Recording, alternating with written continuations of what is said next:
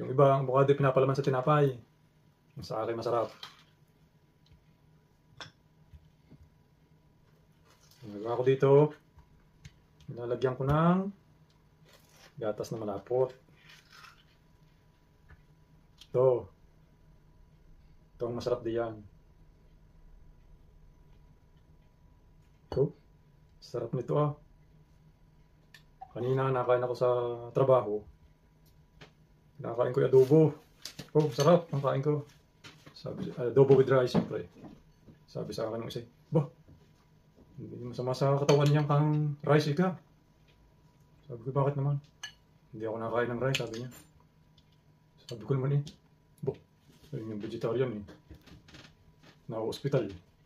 Tapos, bilangin mo nga yung nasa ospital kung ilan dyan na nakain ng rice. Sabi ko, kainin mo kung anong gusto mo. Kahit anong pinakain, kung kakasakit kayo, kakasakit. Yung iba sabi, huwag kumain ng rice. Meron din nakain ng rice, na-hospital din